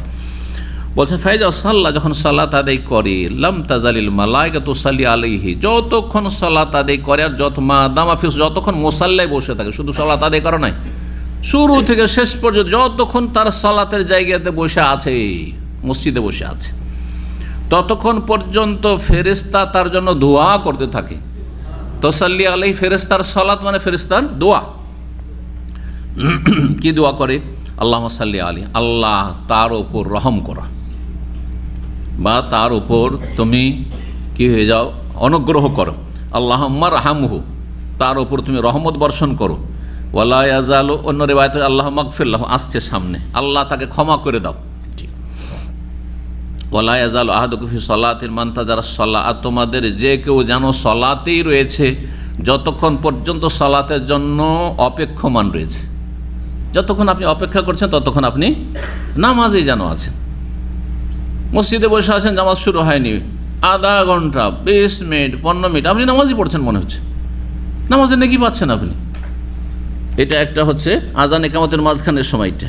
আর একটি সময় হচ্ছে যে এক নামাজ থেকে আরেক নামাজ, মাগরিব পড়েছেন, ভাবছেন বারবার যাব, আবার আসবো, লেট হবে, আর প্রথম কাতার হয়তো পাবো না, কাজ কাম তো নাই, তো এইখানে বসে আমি বসে আছেন মসজিদে, তার সাথে অন্য নেক আমল জিকির আজকার করছেন, কোরআন তেলাওয়াত, তাহলে তো বেনিফিট, লাভের উপর লাভ। কিন্তু কিছুই যদি না করেন, শুধু এমনি বসে থাকেন, আপনি মসজিদে বসে থাকেন, তাহলে ফেরেশতা আপনার জন্য মাগরিব থেকে এসে বসে আছেন, দোয়া করতে আছে, জোহর থেকে আসর বসে আছেন, দোয়া করতে আছে, যতক্ষণ আপনি বসে আছেন। এই ছিল এই অধ্যায়ের 3টি হাদিস। এখন যে বিষয়টি ইখতিলাফি বিষয় বা যাতে মতভেদ রয়েছে, সে মাসলা কি বলছিলাম, যে এমন মসজিদে নামাজ পড়া বা একাধিক জামাত করা, মসজিদে একাধিক জামাত করা, এর কয়েকটি অবস্থা হইতে পারে। কিছু অবস্থায় নাজায়েজ, হারাম এক মসজিদে একাধিক জামাত করা, আর কিছু অবস্থায় জায়েজ বা শরীয়ত সম্মত। তাহলে বিভিন্ন অবস্থাগুলি বয়ান করি। একটি অবস্থা হচ্ছে যে একসাথে একই মসজিদে যদি দুটো জামাত চালু করা হয়, ইমামকে পছন্দ করেন না, যার ফলে ইমামের পিছনে নামাজ পড়বে না, হ্যাঁ, একদল ইমামের সাথে নামাজ পড়ছে, যে ইমাম আগে থেকে আছে, আরেক দল নতুন ইমাম নিয়ে এসছে, তার পিছনে নামাজ পড়ছে, আর একই সাথে জামাত শুরু হয়েছে। জায়েজ না না জায়েজ? তা জায়েজ বললেন নাকি? হারাম না জায়েজ? নাটা যদি কেউ না শুনে ভাবে যে জায়েজই বলছে, হয়তো বলে যে হারাম। কি এটা? হারাম, গুনার কাজ। এইটাই হচ্ছে মসজিদে জেরারের বৈশিষ্ট্য, যে মোনাফিকরা মসজিদ তৈরি করে ষড়যন্ত্র করার জন্য। কারণ মসজিদে জেরা সম্পর্কে আল্লাহ সূরা তাওবাতে বলেছেন যে ওয়াল্লাযিনা ইত্তাখাযু মাসজিদান দিরারান ওয়া কুফরান ওয়া তাফরীকান বাইনাল মুমিনিন, মুমিন মুসলিমদের মাঝে বিচ্ছিন্নতা সৃষ্টি করার জন্য, বিভেদ, লড়াই, দ্বন্দ্ব লাগাবার জন্য যারা মসজিদ নির্মাণ করে। তাহলে একই মসজিদে দুই জামাত একই টাইমে যদি হয়, তাহলে মসজিদে মুসল্লিদের মাঝে কোনো রকমের ভালোবাসা আছে, সম্প্রীতি আছে, আন্তরিকতা আছে, না একবার শত্রুতা, চরম শত্রুতা, ওখানে মারামারি পিটাপিটি শুরু হইতে পারে না, মুডে আসলি হইল শুধু। তো এই জন্য এটা হারাম। আর একটি অবস্থা হচ্ছে যে একসাথে তো করলো না, কিন্তু অপেক্ষা আছে, না ইমামের পিছনে নামাজ পড়ার, ওর জামাতটা হয়ে যাক, আর তারপর আমাদের ইমামের পিছনে আমরা দ্বিতীয় জামাত করব। এটা জায়েজ? এটাও না জায়েজ, এইটাও না জায়েজ, এইটাও অবৈধ, জায়েজ নয়। এই দৃশ্য এক সময় আল্লাহর ঘর কাবায় এই মযহাবপন্থীরা তৈরি করেছিল, বিদাতিরা। মযহাবের অন্ধ ভক্তি এবং মযহাবী গোঁড়ামি কতদূর পর্যন্ত মুসলিম জাতিকে পৌঁছেছিল কয়েকশো বছর ধরে। এই তুর্কি আমলে, তার আগে থেকে চলে আসছে, প্রায় আমি সময়কালটা 800 বছরের কাছাকাছি জানি। বাদশাহ মালিক আব্দুল আজিজ রহমতুল্লাহ আলাইহি, যে সৌদি আরবের যে বাদশাহ, যে বর্তমান যে বাদশাহ রয়েছেন, বাদশাহ সালমান হাফিজাহুল্লাহ, তার বাবা, জি, কয়েক রাজার বাবা মালিক আব্দুল আজিজ তো জানেন, জি, প্রথম যে সৌদি আরবের নামের ঘোষণা করে প্রথম যিনি রাজা হয়েছিলেন। তার আগে আমির বা ইমাম বলা হইতো তাদেরকে, কিন্তু প্রথম যিনি রাজা, এবং গোটা সৌদি আরবের ঐক্যকরণ করলেন, গোটা সৌদি আরবকে এক করলেন। সৌদি আরবের নাম হলো KSA, সৌদি আরবিয়া। আর তারপরে প্রথম যিনি বাদশাহ, তিনি হচ্ছেন বাদশাহ মালিক আব্দুল আজিজ ইবনে আব্দুর রহমান ফয়সাল আল সৌদ রাহিমাহুল্লাহ তাআলা, রাহিমাহুমুল্লাহুল জামি। তো তিনি দেখলেন মক্কা যখন তার অধীনে আসলো, মক্কাতে বিদাতিদেরকে বিতাড়িত করলেন, মদিনাতে বিতাড়িত করলেন, মক্কায় দেখলেন যে 4 মুসাল্লা রয়েছে, 4 মযহাবের 4 মুসাল্লা, আর প্রত্যেক মযহাবের একটা করে মেহরাব খুপড়ি তৈরি করা আছে। একটা করে কি তৈরি করা আছে? মেহরাব তৈরি করা আছে ইমামের, যে কাবার চারিদিকে 4টা মেহরাব। এটা হচ্ছে মেহরাব হানাফি, ওটা মেহরাব শাফি, মেহরাব মালিকি, মেহরাব হাম্বলি। কথা বুঝতে পেরেছেন? কয়েকশো বছর ধরে এইরকম 4 মযহাবের আলাদা আলাদা জামাত চলেছে। হ্যাঁ, যখন ধরেন শুরু হইল শাফি নামাজ, তখন বাকি 3 মাযহাবের লোক আছে ওখানে, কিন্তু বলছে আমাদের নামাজ শুরু হয়নি, এখন শাফি নামাজ চলছে। তারপরে মালিকি যখন শুরু হলো বলছে না আমাদের না, এখন মালিকি চলছে ধরেন। তা হানাফি যখন হইলো না, এখন হানাফিরা তোমরা চলে আসো, কারণ এখন হানফি জামাত শুরু হচ্ছে, আর অন্যদের নাই। হাম্বেলিদের যখন শুরু হলো শুধু হাম্বেলি। 4 মাযহাবের প্রত্যেক অক্তে, প্রতিটি অক্তে, জোহর, আসর, মাগরিব, ইশা, ফজর, 5 অক্তে 4 বার করে জামাত হইতো। জায়েজ না জায়েজ? হারাম, জি, না জায়েজ কাজ, এই বিদআত। জি, ইসলামের ইতিহাসে কয়েকশো বছর ধরে এই বিদআত চলতে থাকে, জঘন্য বিদআত চলতে থেকেছে। মযহাবী তাসসুবে, গোঁড়ামি, অন্ধত্বের কারণে মযহাব মানুষকে অন্ধ করে দেয়, অন্ধভক্তি মানুষকে বরবাদ করে দেয়। জি, তখন আর হক, কোরআন, সুন্নাহ আর মুসলিম জাতির ঐক্য এইসবের কোনো পরোয়া থাকে না। জি, আল্লাহ হেফাজত করেছেন। মালিক আব্দুল রহমতুল্লাহ আলী দেখলেন যে এই দৃশ্য তো পছন্দনীয় মোটেই না। ওলামাদের সাথে পরামর্শ করলেন, কারণ আলেমদের সাথে পরামর্শ করতে সেই যুগের। আর তারপরে তারা বললেন যে এটাকে এক করে দেওয়া যেতে পারে। তো আমাদের এক ওস্তাদ ছিলেন মুরব্বী রাহিমাহুল্লাহ, মদিনার আলেম ছিলেন, তিনি ইন্তেকাল করেছেন। তিনি বলছেন যে সেই সময় উনি ছিলেন, বলছেন আমি তখন যৌবনকাল ছিল, আমার বয়স্ক অবস্থায় পেয়েছি আমরা, আজকে থেকে 30 বছর আগে ওনাকে পেয়েছি, এবং 30 বছর আগে তার কাছ থেকে শুনেছি, 32-34 বছর আগে।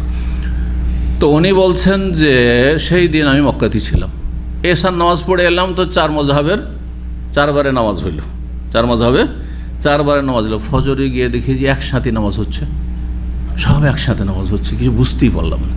আর যে ওই যে মেহরাবগুলি ছোটো ছোটো করে তৈরি করে রাখা ছিল, ইমামের আস্তানা, 4 ইমামের 4 আস্তানা, সব গড়িয়ে দেওয়া হয়েছে, রাতারাতি সাফ করে পরিষ্কার করে দেওয়া হয়েছে। আলহামদুলিল্লাহ, নিশ্চিন্ত করে দেওয়া। জি, আলহামদুলিল্লাহ। এই বিদআতকে আল্লাহর ঘরে তারা ঢুকিয়েছিল, সেই বিদআতকে আল্লাহর ঘর থেকে মুছে দেওয়া হয়েছে। তো এটাও না জায়েজ। তাহলে একের পর এক জামাত হচ্ছে, কিন্তু একই মসজিদে না, ওদের পিছনে পড়বো না, হানফিদের পিছনে পড়বো না, তো শাফিদের পিছনে পড়বো না, আমার মালিকিদের পিছনে পড়বো না, এইভাবে এটা জায়েজ। তৃতীয় অবস্থা যে এমন মসজিদে দ্বিতীয় জামাত করা, যেই মসজিদদের কোনো নির্ধারিত ইমাম নেই, আসছে আর লোকেরা নামাজ পড়ে চলে, ইমাম মুয়াজ্জিন এরকম নির্ধারিত নেই। যেমন পেট্রোল পাম্পের মসজিদগুলো, হ্যাঁ, রোড সাইডে মসজিদ আছে, যে মসজিদে কখনো ইমাম আছে, কখনো নাই, ইমাম নাই, অথবা ইমাম থাকলেও লোকজন আসছে আর এই অপেক্ষা করে থাকা সম্ভব না, কারণ মুসাফির, হ্যাঁ, আসছে আর যাচ্ছে, তো একদল এলো নামাজ পড়ে চলে, আর একদল নামাজ পড়ে নিজের নামাজ পড়ে চলে গেল। তো এইরকম যদি মসজিদ হয়, তাহলে সেখানে একাধিক জামাত করা যাবে কিনা, যেখানে ইমামের রাতেব নিযুক্ত নেই, পেশ ইমাম নিযুক্ত নেই। এই ক্ষেত্রে ওলামারা বলছেন যে করা যাবে, কোনো অসুবিধা নেই, কারণ এখানে ইমাম যেহেতু নিযুক্ত নেই, যে যখন আসলো ওদের একজনকে যোগ্যকে ইমাম বানিয়ে নামাজ পড়ে চলে গেল, এ তো কোনো ইখতলাফ নেই। হানফি, শাফি, মালিকি, হাম্বলি কোনো ইখতলাফ নেই। কয়টা অবস্থা হইল? 3টা অবস্থা। চতুর্থ অবস্থা, এমন মসজিদ যেই মসজিদে ইমাম নিযুক্ত আছে, সেই মসজিদে দ্বিতীয় তৃতীয় জামাত করা, একাধিক জামাত করা কেমন? একসাথে তো মোটেই করা যাবে না, আগে ওইটা বলে নিয়েছি। হ্যাঁ, কিন্তু ধরেন জামাত শেষ হয়ে গেছে, কিছু লোকের আসলে এখন 2 জন হইলেই জামাত হয়, 2 জন 3 জন 4 জন 10 জন 20 জন আসলো, আসার পরে জামাত করবে না একাকী পড়বে? মসজিদের বৈশিষ্ট্য কি বললাম, যে মসজিদে ইমাম নির্ধারিত আছে, যে পেশ ইমাম নিযুক্ত আছে ইমামের হাতে।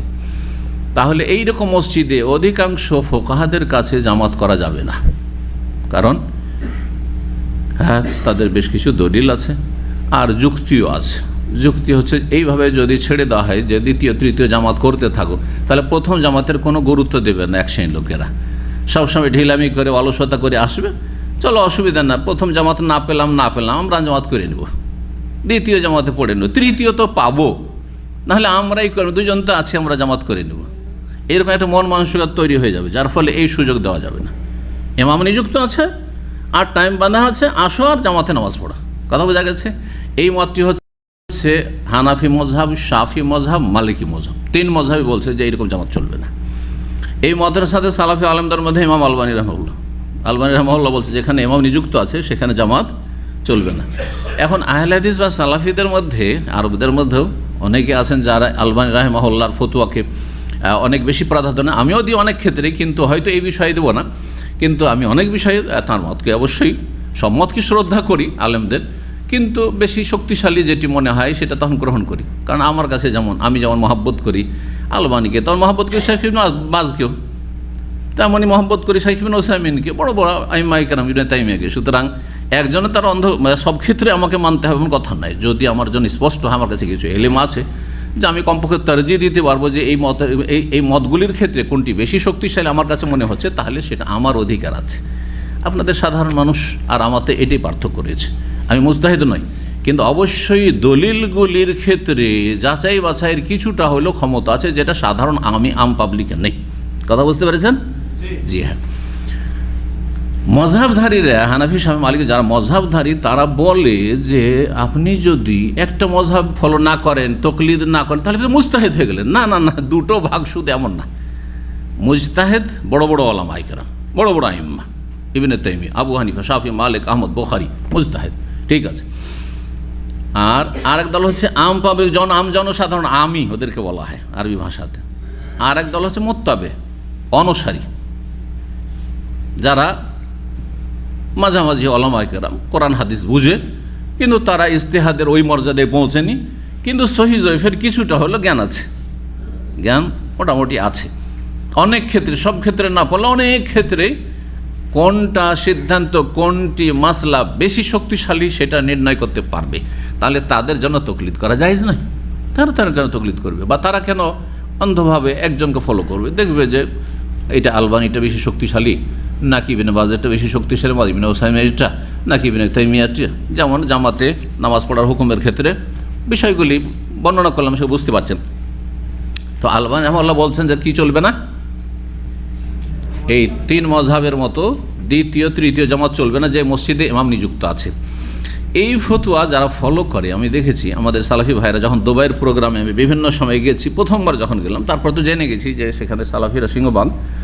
ওখানে যে একজন শেখ আছেন, উর্দু শেখ আছেন, তো তার যেহেতু ছাত্র তারা, আর তিনি আবার ওই যে শেখ আছেন, তিনি আলবানির এই ফতোয়াকে যেহেতু প্রাধান্য দেন, আর আলবানি বলছেন যে দ্বিতীয় তৃতীয় জামাত চলবে না। তো এক মসজিদে গেলাম, আমার সাথে কয়েকজন আহলে হাদিস ভাই আছে, বাংলাদেশি। তো গেলাম, আমি জামাত করিনি, কারণ আরব দেশে সৌদি আরবে জামাত চলছে। তো জামাত করতে গেলাম, তো বা করব, আমি এমন কিছু বলিনি। তো বলছেন যে না, জামাত তো হয়ে গেছে, শেখ তো একা একা পড়েনি। তো আমি তো এলিম কিছুটা আছে, বুঝতে পারলাম যে ইনি হচ্ছেন ওই আলবানির ওই ফতোয়ার অনুসারী, যে ফতোয়াতে বলা হচ্ছে যে একবার যখন জামাত হয়ে গেছে আর ওখানে মসজিদ ইমাম নিযুক্ত, তাহলে আর দ্বিতীয় জামাত চলবে না। তাহলে কি করতে হবে? আলবানি রাহিমাহুল্লাহর ফতোয়াতে হয় একা একা পড়েন মসজিদে, আর ওর চাইতে ভালো আপনি বাড়িতে চলে আসেন, আর বাড়িতে এসে আপনার ছেলে মেয়েকে নিয়ে জামাত করেন, পরিবারের সদস্যদেরকে নিয়ে জামাত করেন। এবার বোঝা গেছে, এটি একটি মত। ইমাম আহমদ বিন হাম্বল বা হাম্বলি মযহাবের ওলামাদের মত, যেটার অনুসরণ হচ্ছে সৌদি আরবে সাধারণ মসজিদে আপনারা দেখতে পাচ্ছেন, সেটা হচ্ছে যে যদি মানুষ মসজিদে যায়, চেষ্টা ছিল প্রথম জামাত পাবো, কিন্তু জামাত পেল না, আর সেখানে একাধিক লোক হয়ে গেল, দুজন তিনজন হয়ে গেল, তাহলে দ্বিতীয় তৃতীয় জামাত প্রয়োজনে করা জায়েজ। আর তারা বেশ কিছু দলিলও পেশ করেছেন। কথা বোঝা গেছে? জি। তো এই মতটির উপর আমল অধিকাংশ আহলে হাদিসদের রয়েছে। ইমাম আহমদ বিন হাম্বলের যে ফতোয়া, আর আনাস রাদিয়াল্লাহু তাআলা আনহু কি করেছেন? জামাত করেছেন। আনাস রাদিয়াল্লাহু তাআলা ফতোয়া তাহলে ইমাম আহমদ বিন হাম্বল বা হাম্বলি মযহাবের সাথে মিলছে, অধিকাংশ আহলে হাদিস ওলামাদের সাথে মিলছে। এই ফতোয়াই দিয়েছেন শাইখ ইবনে বাজ রাহিমাহুল্লাহ যে দ্বিতীয় তৃতীয় জামাত এরকম ক্ষেত্রে চলবে। ইবনে উসাইমিন রাহিমাহুল্লাহ এই ফতোয়া দিয়েছেন। তাহলে বিংশ শতাব্দীর তিনজন বিশ্বের সবচেয়ে বড় আলেমের মধ্যে দুইজনকে আমরা একদিকে পাচ্ছি, ইবনে বাজ, ইবনে উসাইমিন রাহিমাহুল্লাহ, আর একজনকে পাচ্ছি আলবানিকে পাচ্ছি, সালাফি আলেমদের কথা বলছি, যে তিনি বলছেন জামাত চলবে না। সুতরাং যদি কোথাও দেখেন যে আপনার সাথে সঙ্গীরা রয়েছে, তারা জামাত করতে চায়, তো জামাত করে নেন দ্বিতীয় জামাত, যেহেতু জামাত ছুটে গেছে আসতে। কিন্তু ইচ্ছে করে জামাত ছাড়লে অবশ্যই গুনাহগার। আর আপনার এই অধিকার নেই যে ইচ্ছা করে জামাত ছাড়লে, গল্প করছেন আর চা খাচ্ছেন, চায়ের পার্টি চলছে, আচ্ছা জামাতটা হয়ে যাক, অসুবিধা না, আমরা তো আছি দু চারজন, চলেন মসজিদে গিয়ে দ্বিতীয় জামাত করে নেব। না, এটা জায়েজ না, এরকম করা ঠিক নয়। চেষ্টা করতে প্রথম জামাত, তারপরে দ্বিতীয় তৃতীয় জামাত করে আপনি 25-27 ওই ফজিলত হাসিল করবেন যেই ফজিলত পাচ্ছেন প্রথম জামাতের লোকেরা। এটা কোশ্চিনকালেও না, কখনো না, এটা মনে করবেন না। আল্লাহ বুঝার তৌফিক দান করেন। একটি অধ্যায় শুধু আলোচনা হলো, এত কম আলোচনা হলে কথা তো বেশি হচ্ছে, কিন্তু হাদিসে এগোতে পারছি না। সুতরাং সময় আছে আমাদের কাছে, আর একটু আমরা এগিয়ে যাওয়ার চেষ্টা করি। 31 নম্বর অধ্যায়, বাবু ফজলে সলাতিল ফজরে ফি জামাতিন। এই অধ্যায় হচ্ছে ফজরের সলাতের ফজিলত সম্পর্কে। কিসে? জামাতে। জামাত সহকারে কেউ যদি ফজরের সলাত পড়ে তার ফজিলত কি? এর ফজিলতে বিভিন্ন হাদিসগুলি রয়েছে। রিয়াজুস সালেহিনের সবগুলি হাদিস প্রায় নিয়ে আসা হয়েছে। নবী সাল্লাল্লাহু আলাইহি ওয়াসাল্লাম একটি হাদিস রয়েছে, মান সাল্লাল এশা ফি জামাতিন, যেই ব্যক্তি এশা জামাতে পড়বে সেই ব্যক্তি ফাকান্নামা কামা নিসফাল লাইলি, সে যেন অর্ধেক রাতে তাহাজ্জুদের সওয়াব পেয়ে গেল জামাতে নামাজ পড়ার কারণে, এশা পড়েছে সেই জন্য। অমান সাল্লাল ফাজরা ফি জামাতিন, কেউ যদি ফজরও পড়ে জামাতে বা ফজর পড়ে জামাতে, কারণ এশার চাইতে গুরুত্বপূর্ণ হচ্ছে ফজর, তাহলে ফাকান্নামা কামাল লাইলা করলো, সারা রাত তাহাজ্জুদের সওয়াব পেয়ে গেল। তাহাজ্জুদের সওয়াব পেল, কিন্তু তাহাজ্জুদের বিকল্প সেটা নয়। তার মানে এই নয় যে ফজর জামাতে পড়ে সে তাহাজ্জুদ পড়বে না, সে আরও বেনিফিট লাভ করবে। তাহাজ্জুদও পড়েন আর ফজরে জামাতও পড়েন, তাহলে দুই দিক থেকে আপনার নেকি আমল নামাতে বাড়তে থাকলো, মর্যাদা উঁচা থাকলো, জান্নাতে আপনি আম্বিয়া রসুল সিদ্দিকিন শুহাদার কাছাকাছি হইতে পারবেন। আপনি ফাস্তাবিকুল খায়রাত, ভালো কাজে অগ্রগামী হওয়ার চেষ্টা করতে হবে। ওই হাদিসগুলি ইমাম বুখারী রাহিমাহুল্লাহর শর্ত সাপেক্ষ নাও হইতে পারে, যদিও সহিহ হাদিস। এখানে নিয়ে আসেননি, অন্য আরেকটি হাদিস নিয়ে এসেছেন। নবী সাল্লাল্লাহু আলাইহি ওয়াসাল্লাম আরও বলেছেন, মান সাল্লাল বারদাইনে দাখাল জান্নাত, যেই ব্যক্তি ঠান্ডার সময়ের দুটি নামাজ পড়বে সে জান্নাতে যাবে। কি? ফজর আর আসর। লাইয়ালে জান্নারা মান সাল্লা কাবলা তলি শামস কাবলা গরুবেহা, কখনো জাহান্নামে যাবে না যারা সূর্য ওঠার আগের আর সূর্য ডুবার আগের সলাৎ পড়বে। হ্যাঁ, যদি এগুলোতে জামাতের কথা না, এমনি পড়ার কথা রয়েছে। আর জামাতে পড়লে তার ফজিলত আরও। জি হ্যাঁ, তো এই জামাতে দ্বিগুণ ফেরেশতা সাক্ষী থাকবে কেউ যদি ফজর আর আসরে হাজির থাকে। জোহরে যে যতজন ফেরেশতা আপনার সাক্ষী হয়ে যাচ্ছে আল্লাহর কাছে, ওই রকমই মাগরিব এশায় তার দ্বিগুণ ফেরেশতা সাক্ষী হন। কোন ক্ষেত্রে? শিফট পরিবর্তন হয় আসরে আর ফজরে। ফেরেশতারা যে শিফটিং ডিউটি করেন 12 ঘন্টা, আসরে 2 দল মজুদ রয়েছেন, আবার ফজরে 2 দল মজুদ রয়েছেন। ওই হাদিসটি এখানে নিয়ে এসেছে 648 নম্বর হাদিস। আবু হুরায়রা রাদিয়াল্লাহু তাআলা বর্ণিত, তিনি বলেছেন, সামিআতু রাসূলুল্লাহ রাসূলুল্লাহ বলতে শুনেছি, তাফদুলু সালাতাল জামিয়া সালাত আহাদিকুম ওয়াহদাহু বি25 জুজআন। জামি মানে জামাত, এখানে জামাতের সলাত ফজিলত রাখে। সলাত আহাদিকুম ওয়াহদাহু, একাকী তোমাদের কারো সলাত আদায় করার তুলনায় বি25 জুজআন 25 গুণ ফজিলত। ওয়া তাজতামি মালায়েকাতুল লাইল ওয়া মালায়েকাতুন নাহার ফি সালাতিল ফজরে, রাতের ফেরেশতা আর দিনের ফেরেশতা একত্রিত হন ফজরের সালাতে।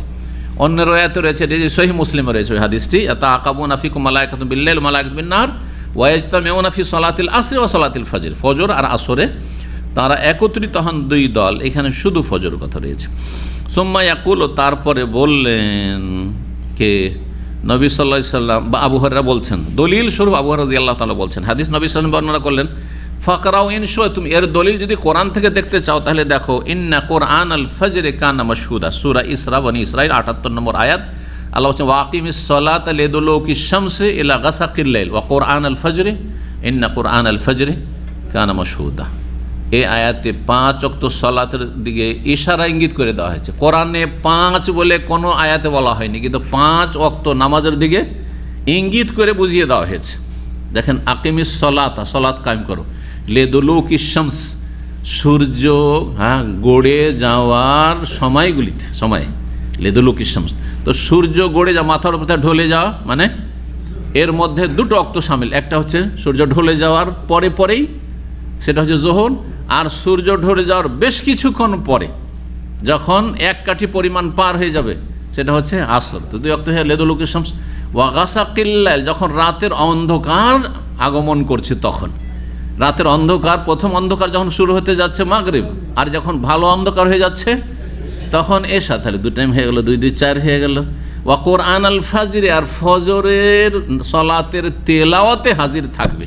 কোরআন আল ফজর মানে কেরাত আল ফজরে, কারা একরাও কোরআনানও মসদার হয়, আর কারা একরাও কেরাতান মানে কেরাত আল ফজর, ফজরের কেরাত। এখান থেকে বোঝা যায় ফজরের তেলাওয়াতটা লম্বা হইতে হবে। এটা যে এর সাথে যেমন তেলাওয়াত তেমনই ফজরের শর্ট না, এই জন্য বিশেষভাবে বলা হয়েছে ও কোরআন আল ফজরে, ফজরের তেলাওয়াত। ফজরের তেলাওয়াতেই যদি ফেরেশতা এত গুরুত্ব দেন, হাজির থাকেন, তাহলে ফজরের সালাতের কত গুরুত্ব।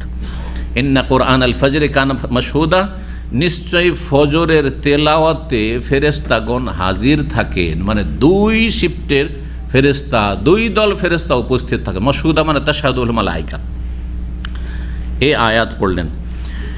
649 নম্বর হাদিস বলছেন আব্দুল্লাহ বিন ওমর রাদিয়াল্লাহু তাআলা কার তাফযুলুহা বিসাবি ওয়া 20 দারাজা। আব্দুল্লাহ বিন ওমর যখন বর্ণনা করেছেন 27 গুণ বলেছেন। 650 নম্বর হাদিসে রয়েছে উম্মু দারদা থেকে সালেম রাহিমাহুল্লাহ, প্রখ্যাত তাবেঈ, মদিনার ফকিহ আলেম ছিলেন, তিনি শুনেছেন তাকুলু, তিনি বলতেন দাখালা আলী আবু দারদা, একদিন আবু দারদা আমার স্বামী, আবু দারদা উম্মু দারদা, দারদার মা বলছে দারদার বাপের কথা, তখন স্ত্রী বলছে স্বামীর কথা। কি বলছে যে একদিন আমার কাছে আবু দারদা আসলো। তাহলে আগের মানুষরা সাহাবিয়াতগণ স্বামীর সরাসরি নাম অবশ্য বলতেন, বিভিন্ন হাদিস দ্বারা প্রমাণিত, কিন্তু তার চাইতে বেশি সম্মান হচ্ছে অমুকের বাপ অমুকের মা বলা, অমুকের বাপ।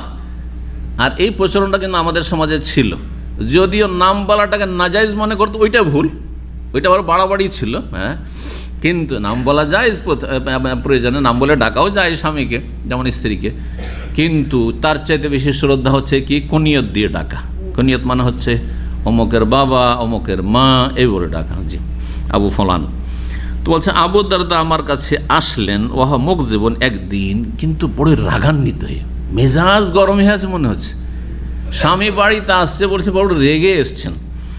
ফাকুল, তো আমি তখন জিজ্ঞেস করলাম মা আগদাবা, কিসে আপনার রাগ হয়েছে, এত রাগ কেন, মানে মেজাজটা খুব গরমে আছে, আমরা দেখছি কি ব্যাপার স্যাপার।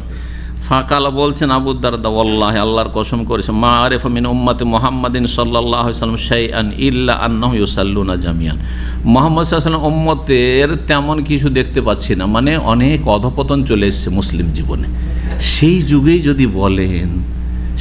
যদি বলেন যে এইরকম ঘাটতি চলে এসছে, সামান্য কিছু ঘাটতি ধরে এসছেন, যেটা সাহাবায়ে কেরামরা নবী সাল্লাল্লাহু আলাইহি ওয়াসাল্লাম জামানায় যেমন ছিল ওই রকম না, খানিকটা বা তাবেঈনদের জামানা, সাহাবায়ে কেরামদের জামানার মতো না। তো তখন তাবেঈনরা সব ইয়াং হয়ে উঠেছে, নিউ জেনারেশন, খানিকটা পরিবর্তন অবশ্যই আসা স্বাভাবিক। তো এইটুকু দেখে এত তার, যেটাকে বলা হচ্ছে গায়রাত, দিনী গায়রাত মানে আত্মমর্যাদা বোধ। গায়রাত বাংলা বলা হয় আত্মমর্যাদা বোধ। যে গায়রাত, রাগ হওয়া, আল্লাহর জন্য রাগ হওয়া, আল্লাহর দিনের জন্য রাগান্বিত। কি হচ্ছে মুসলিম সমাজে এত পাপ, মুসলিম সমাজ বেনামাজি, মুসলিম সমাজ বেদিন নাস্তিক, মুসলিম সমাজ অধিকাংশ শিরক মাজারিকে সেজদা করছে। কিন্তু আল্লাহর দিনের জন্য গায়রাত, আত্মমর্যাদা বোধ। বেহায়া ব্যাপারদা মহিলাদের বেরিয়ে যাওয়া রাস্তাঘাটে, কাফেরদের মতো মুসলিম নারীদের, মুসলিম যুবতীদের রাস্তাঘাটে চলাফেরা করে একাকার হওয়া ইত্যাদি। তো এগুলোতে এখন হইল, তখন এইরকম ছিল না, কিন্তু কিছুটা যে দেখেছেন ত্রুটি, সেই ত্রুটি দেখে খুব রাগ হয়েছে তার। তো এসে বলছে আমি কিছুই দেখতে পাচ্ছি না নবী সাল্লাল্লাহু আলাইহি ওয়াসাল্লাম আমলের, ইল্লা আন্নাহুম ইউসাল্লুনা জামিয়া, এতটাই শুধু দেখতে পাচ্ছি যে জামাত সহকারে সালাতটা হচ্ছে। নবী সাল্লাল্লাহু আলাইহি ওয়াসাল্লাম জামানায় জামাত সহকারে নামাজ হইতো, ওই জামাতটা আছে, এখন তো ওটাও নেই, জামাতও হাজির হয়নি। তাহলে আবু দারদা যা দেখছেন, যে যাই করুক না কেন, একটু দুনিয়াদারি বেশি হয়তো এসছে, কিন্তু জামাতে গিয়ে সবাই নামাজ পড়ছে। আর এখন শতকরা 95 জন নেই, তারও বেশি, বরং 98 জন একটা পরিসংখ্যান আছে। আল্লাহ হেফাজত করুন। কি অবস্থা মুসলিমদের। 651 নম্বর হাদিস, আবু মুসা রাদিয়াল্লাহু তাআলা আনহু আশআরী বর্ণনা করছেন, বলছেন কালান নবী সাল্লাল্লাহু আলাইহি ওয়াসাল্লাম বলছেন আযামুন নাস আজরান ফিস সালাতি, সালাতের ক্ষেত্রে সবচেয়ে বড় নেকি অর্জনকারী হচ্ছে আবআদুহুম ফাআবআদুহুম মামশান, যে যত দূর থেকে হেঁটে আসে মসজিদে, যে যত দূর থেকে আসবে সে তত বেশি নেকি পুরস্কার বেশি পাবে। ওয়াল্লাযী ইয়ান্তাযিরুস সালাত হাত্তা ইউসাল্লিহা মাল ইমামি, আর যেই ব্যক্তি সালাতের জন্য অপেক্ষা করলো ইমামের সাথে সালাত আদায় করার জন্য, আযামু আজরা মিনাল্লাযী ইউসাল্লি সুম্মা ইয়ানাম, ওই ব্যক্তির চাইতে অনেক অনেক বেশি নেকি হাসিল করলো যেই ব্যক্তি সালাতটা পড়ে ঘুমিয়ে গেল। কিছু লোকের এরকম আছে যে আধা ঘন্টা পর নামাজ হবে, ঘুমও চাপছে, রাতও ছোট রাতগুলোতে এরকম অনেকে করে না, অনেক নামাজি, চলো আমরা তো 2-3 জন আছি এই বাসায়, চলো এখানে আমরা জামাতটা করে নিই, পড়ে নিলেন ওখানে। তো যারা সুন্নাতে মুআক্কাদা বলছে, তারাও তো বলছে যে আপনার নামাজটা হয়ে গেল, কিন্তু আপনি কত নেকি থেকে বঞ্চিত থাকলেন, 25 গুণ 27 গুণ থেকে বঞ্চিত থাকলেন আপনি। জি। আর যারা বলেছে ওয়াজিব ফরজ, তো আপনি গুনাহগারও তাদের কাছে, গুনাহগার, অবশ্যই গুনাহগার। জি। আর একটি অধ্যায় শেষ করে নিই, 32 নম্বর অধ্যায়, বাবু ফাজলি তাহজির এল জোহর। জোহরে রোদের সময়, গরম, প্রখর রোদ আর প্রচণ্ড গরম, সেই সময় তাড়াতাড়ি করে নামাজটা পড়ে নেওয়া। ফজর যদি প্রচণ্ড গরম থাকে তাহলে বিলম্ব করে হচ্ছে উত্তম সুন্নাত, কিন্তু যখন ওয়াক্ত হয়ে গেছে তখন তাড়াতাড়ি করে নামাজ পড়ে না, আউয়াল ওয়াক্তে নামাজ পড়া বেশি উত্তম। আর যদি কষ্ট করে কেউ যায়, দেখেন আধা ঘন্টা যদি দেরিও করেন, দেরি করা মানে তো এই না যে 1-1.5 ঘন্টা 2 ঘন্টা দেরি করে জোহর পড়বেন। ধরেন 11:15 হচ্ছে গরমের দিনে, 11:15 সময় ধরেন কি হচ্ছে, জাওয়াল হচ্ছে, জোহর আওয়াল ওয়াক্ত হচ্ছে, 12টায় ধরেন, তো দেরি করবেন কতক্ষণ, না আধা ঘন্টা করবেন উত্তমের জন্য। কিন্তু এটা তো না যে 1:30টার সময় 2টার সময় নামাজ পড়বেন। তো যদি 1টাতেও পড়েন তবু গরম থাকবে না, থাকবে না, প্রচণ্ড গরম গ্রীষ্মকালে, গরমের দেশে। তো এই যে তাড়াতাড়ি করে আউয়াল ওয়াক্তে সালাত আদায় করার ফজিলত সম্পর্কে বলছেন। 652 নম্বর হাদিস, আবু হুরায়রা বর্ণিত, রাসূলুল্লাহ বলেছেন, বাইনামা রাজুলুন ইয়ামশি বিতারিকিন, কোনো এক মানুষ এক সময় প্রাচীন যুগে রাস্তা দিয়ে হাঁটছিল, রাস্তা দিয়ে চলছিল। ওয়াজাদা গুসনা শৌকিন আলা তারিক, রাস্তাতে একটি কাঁটাযুক্ত ডাল পড়া দেখল, কাঁটাযুক্ত ডাল পড়ে আছে রাস্তার ওপর, যে কোনো মানুষকে কাঁটা লাগতে পারে। এইরকম দেখে কি করলো, ফাঁকা যাও, সেটাকে উঠিয়ে নিয়ে ফেলে দিল, রাস্তা থেকে সরিয়ে দিল। ছোট্ট কাজ, সামান্য কাজ, মানে কী বা করলো। ফাশাকার আল্লাহ, আল্লাহ তার এই নেক আমলের মূল্যায়ন করলেন। আল্লাহর শুকরিয়া, সাকারা, কে শুকরিয়া করছেন? আল্লাহর শুকরিয়া, মানে এখানে শুকরিয়া, আল্লাহ আমার শুকরিয়া, আপনার শুকরিয়া কী করবেন? একটা কাঁটা হটাইলে, একটা ভালো নেকির কাজ করলেন, আল্লাহ ফাইনাল্লাহ শাকিরুন আলিম, আল্লাহর একটি নাম হচ্ছে শাকির, কোরআনে আছে আল্লাহ শাকির। তো আল্লাহর শুকরিয়া কেমন? আল্লাহর শুকরিয়া হচ্ছে মূল্যায়ন করা। দেখেন, আপনি একজন কর্মচারী কোম্পানির, খুব সুন্দর আমানতের সাথে কাজ করছেন, নিষ্ঠার সাথে কাজ করছেন, যদি কোম্পানি আপনার মূল্যায়ন করে, আপনার মর্যাদা দেয় যথাযোগ্য, তাহলে আপনার মনটা কেমন হবে, কত খুশি হবে যে দেখ আমি যেমন ভালো মানুষ, তেমন কাজ ভালো করি, তেমন আমার কোম্পানি আমার মূল্যায়ন করে। কিন্তু দেখা যাচ্ছে না, এত সুন্দর কাজ করছেন আর এত নিষ্ঠার সাথে আমানতের সাথে কাজ করছেন, কিন্তু ওই যেগুলো চোর বাটমার ওই রকম আপনাকেও মনে করছে, মনটা কত খারাপ হবে? হ্যাঁ, মনটা খারাপ হয়ে যাবে। আল্লাহ রাব্বুল আলামিন যে কোনো বান্দা, একটা গরিব মানুষ, যে কোনো স্তরের লোক হোক না কেন, এই না যে রূপচারা কারো দেখেন, আমল দেখেন, যে কোনো একটা আমল করলে ওর একটা মূল্যায়ন করেন আল্লাহ রাব্বুল আলামিন। এই জন্য আল্লাহর নাম হচ্ছে শাকির। তো এখানে শাকার আল্লাহ, আল্লাহ তার শুকরিয়া আদায় করলেন, মানে আল্লাহ তার এই নেকির মূল্যায়ন করলেন, মানে নেকির কি করলেন, আল্লাহ উত্তম প্রতিদান দিলেন। সেই প্রতিদান হচ্ছে ফাগাফার, আল্লাহ তাকে মাফ করে দিলেন। গুনাহ ছিল, পাপ ছিল, ওই একটা কাঁটাওয়ালা ডাল সরিয়ে দেওয়ার জন্য তাকে আল্লাহ মাফ করে দিলেন।